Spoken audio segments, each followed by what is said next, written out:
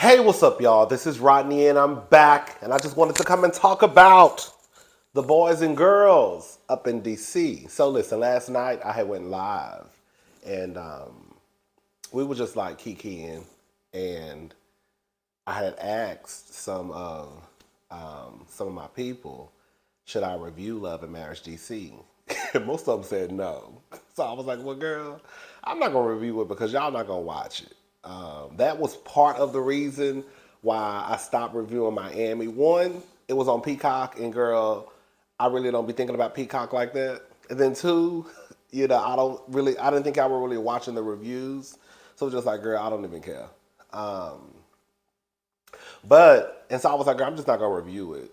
And then I was thinking as we were talking, I was like, well, girl, Potomac is about to go off. I can just replace Potomac with DC. So, anyways, here we are. We will be reviewing this season of Love and Marriage DC. All right. So I'm behind like 3 episodes because last night I think the third episode of the season premiered. So I'm going to try to get the other two out, hopefully like by tomorrow. Um. So what happened in episode 1? Ashley. Well, it starts off with DJ Quick. He's at work. Jamie comes up to visit, and DJ Quick's co-host. She mentions the rumors at the time that were circulating around the internet about Monique and Chris Samuels getting a divorce. He was kind of surprised that they brought this up on air because I guess when they had the meeting, they didn't really discuss these rumors that was going to be brought up, during the conversation. Um, for those who don't know, Monique and Chris are not back for season 2. From what I understand, their names kept coming up, I guess, during some of the scenes because I don't think the cast knew that they were not a part of the show. I think from what I understand, the cast still thought that Monique and Chris were a part of season 2. So I guess that's why they kept saying, Monique and Chris are gonna come. They invite Monique and Chris. So I mean, I haven't watched episode 2 or episode 3, but I was on Twitter and I heard, I guess, some people saying, why they keep mentioning Chris and Monique. But from what I understand, they thought that they were still a part of the cast until they found out they were no longer a part of the cast. So, anyways, girl.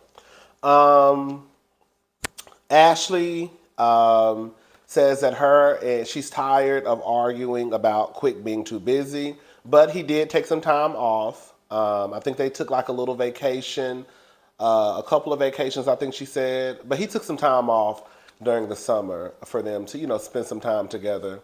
But like I always say, girl, when you have some business, girl, you don't like. That's what it really comes down to me. Like now that Ashley got some business, it's kind of like, okay, girl, you busy, I'm busy. It is what it is. Jamie, he's retired from the police, from being a police officer. Girl, after 20, I think he said 25 years, 29 years, he's retired.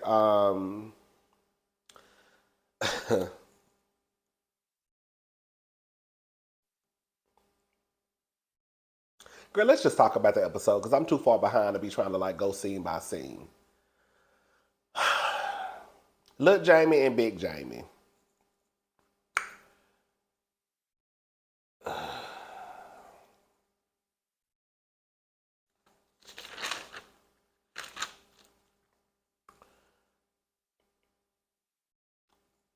Little Jamie is not. Um, he made some mistakes in his life, and those mistakes are starting to catch up with him. And they have been trying to find him a job. They found him a job, and then once they did the background check, the people told him it's a no-go. Um, I do think that little Jamie was probably spoiled. He's probably still spoiled. And Now that Big Jamie and Arena, they're trying to cut the cord, it's kind of difficult because little Jamie is probably used to getting his way. Um,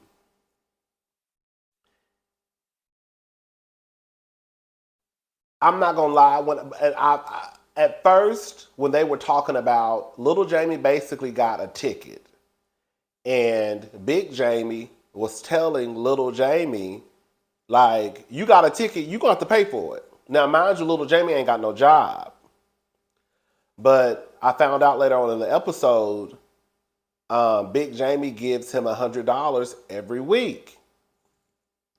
At first, I was kind of thinking, well, y'all know he ain't got no job. But then I was like, no. See, that's why you got to pay attention to the episode. I was like, no, I'm with Big Jamie on this one, y'all. At first, I didn't think I was, but I'm with Big Jamie on this one. Yes, I do believe that Jamie and Arena probably made some mistakes, like all parents do when they raise their kids. Yes, I do believe that Jamie was spoiled. But you's a grown ass.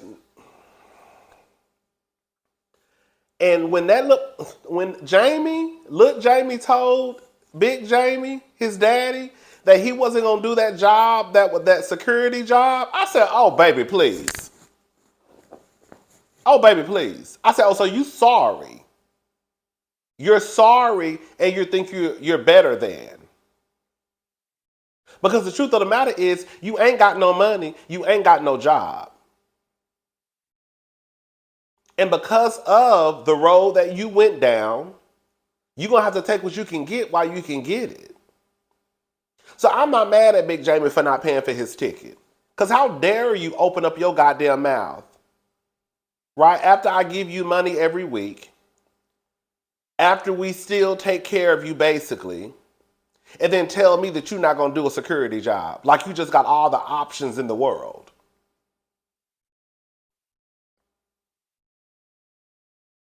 Lil Jamie is sorry.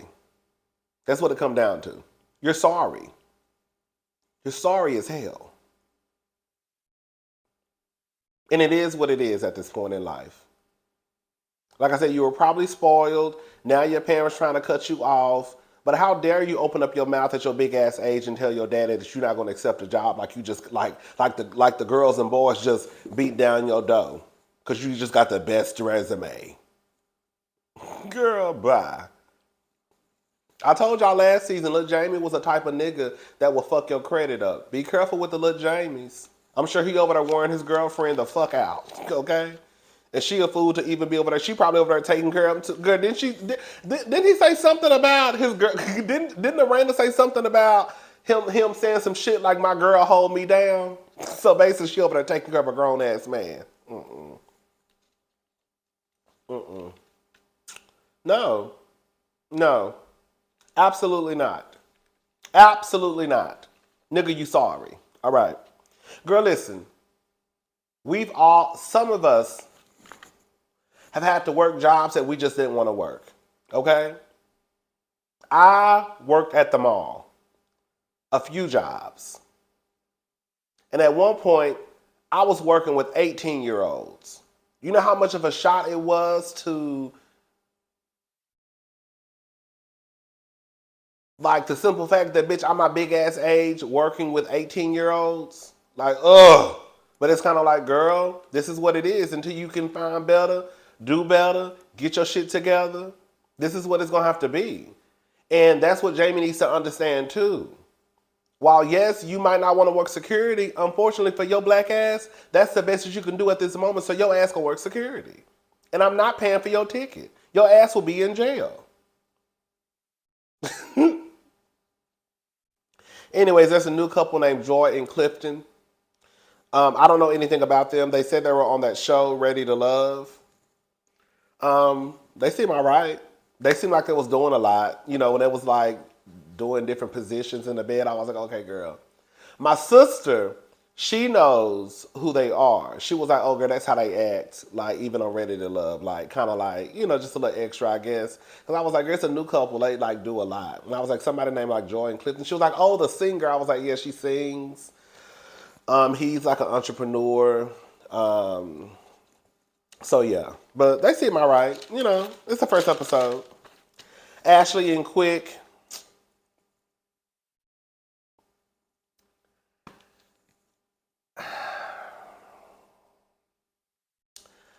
Okay, so this is the problem.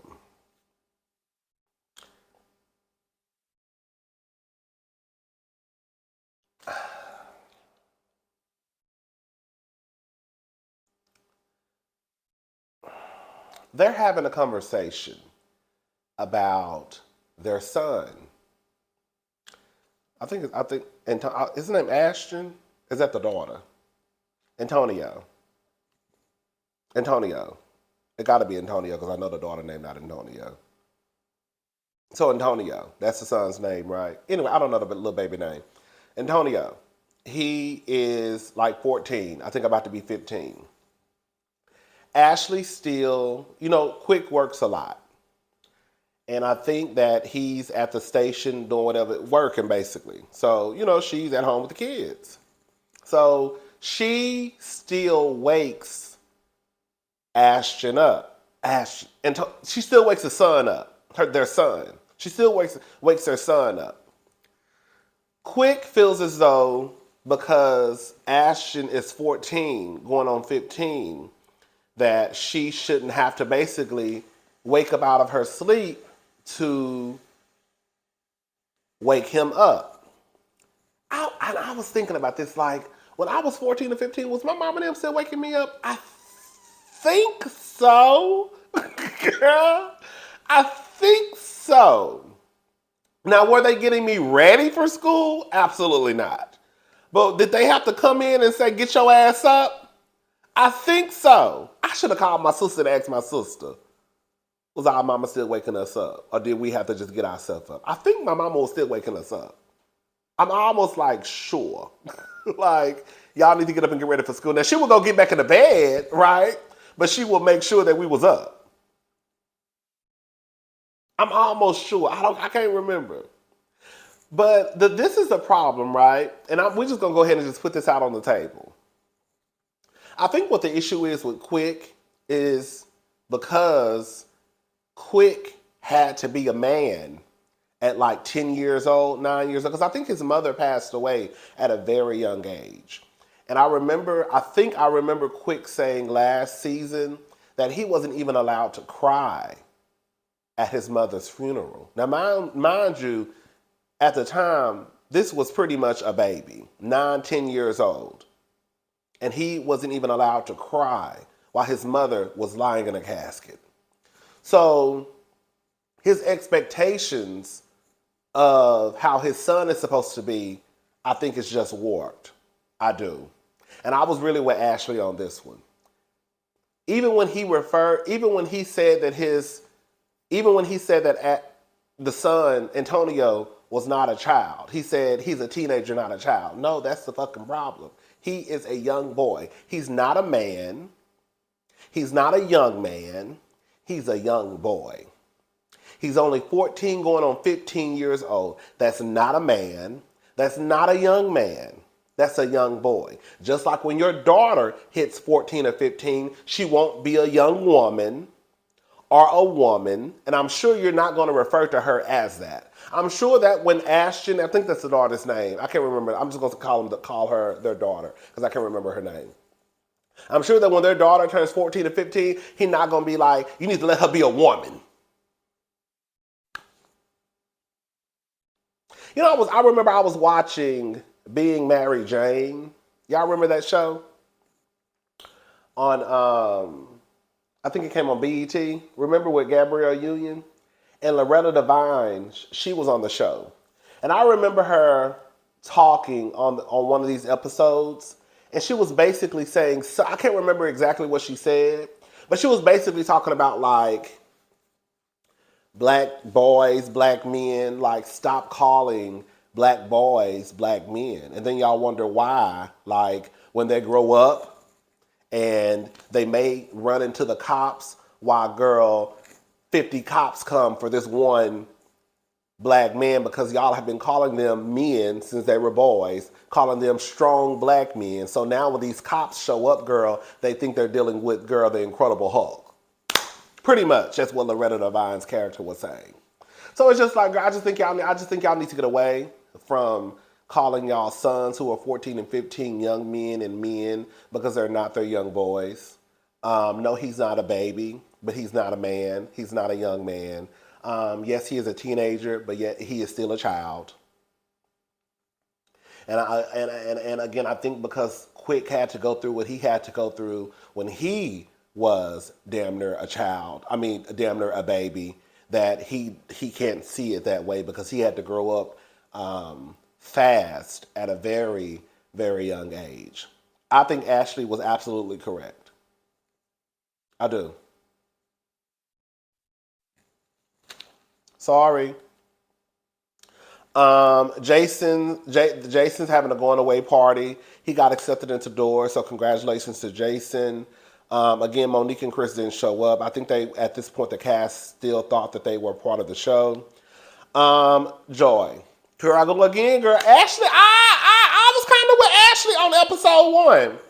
Listen, so Joy tells them that she got she has a speaking engagement, and she's going to be speaking to single mothers, I guess, ready for love, looking for love. And then Ashley says, "But girl, you ain't no single mama." Girl. Okay, listen. This is all I have to say. I think that we can all give our opinion about something or opinions about something. You don't necessarily have to walk in somebody's shoes to give your opinion, right? Like I can sit here and say, girl, based off of what my friends have told me, based off what I've seen, girl, y'all might want to do X, Y, and Z, right?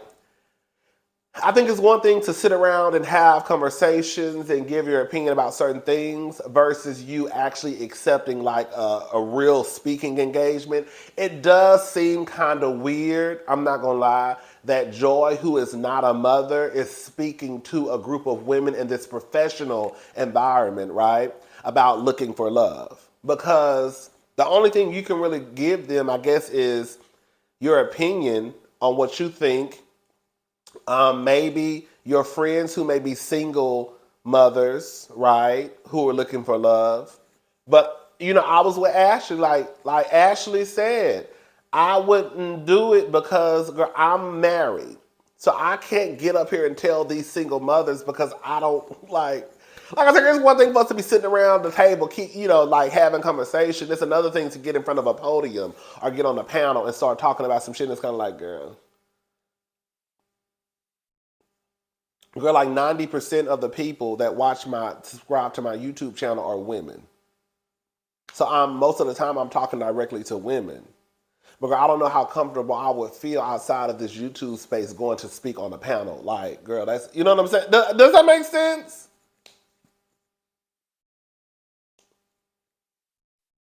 I was kind of with Ashley on that one too. I was. I was. Like I said, girl, I get it, but it's like, okay, girl, you speaking to like a group of, okay, I mean, I guess, child. Jason, they gave their speeches for Jason. Girl, I was in her crying boots, snot running out my nose. Girl, just a mess. Um,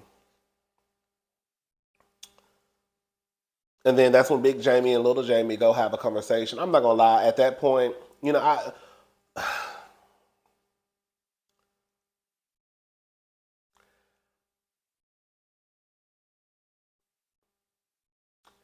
Big Jamie probably chose one of the most inopportune times to speak to Little Jamie because at this point, we are here to celebrate Jason, right? So I'll start off by saying that. Did it come across when Big Jamie pulled Little Jamie outside like he was just trying to pick a fight? It did come across that way because when he pulled Little Jamie outside, he was like, what did he say? So why you get here so late? Right? Okay. Valid question. Why are you here so late? because you should have been here at X, Y, you know. Then he says, why didn't you ride with us? Okay, at this point, it sounds like you're trying to pick a fight. Because the first question was a valid question. Why your ass get here so late? Because we shooting the show. We asked you to be here at X, Y, whatever time. Why you ain't ride with us? Well, you know why he ain't ride with y'all, because y'all really not on the best of terms right now. He just sent you some messed up text message the other day, so you know why he didn't ride with y'all. Instead of Jamie just saying, hey, we need to go talk, what's up with this text message, what's going on, blah, blah, blah, blah, blah. Girl, they get into it. Like I said, girl, I've already said what I had to say. Look, Jamie is sorry. I'm with Big Jamie on this one. At the end of the day, that's a grown-ass man. They're trying to help him the best way they can, but because of his rap sheet, it's kind of like, girl, what can they do? You don't want to work security because you think you're too cute and too good. But then you mad because your daddy won't pay your bills. Oh, baby, no, ma'am.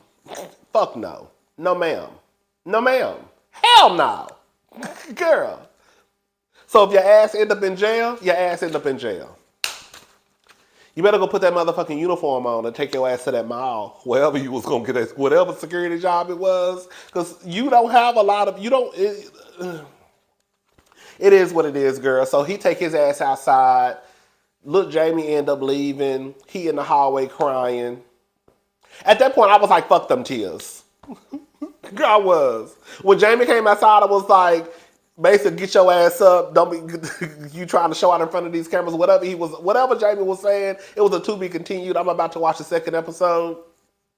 At that point, I was with Jamie. Now you want to be in the hallway crying? What the fuck you crying for? And don't get in my comment section talking about, girl, that's why black men can't cry. Black men can cry, but I'm trying to understand why your big ass in the hallway crying, and I'm trying to help you. Why you upset? Anyway, child, I'm gone. Bye, y'all.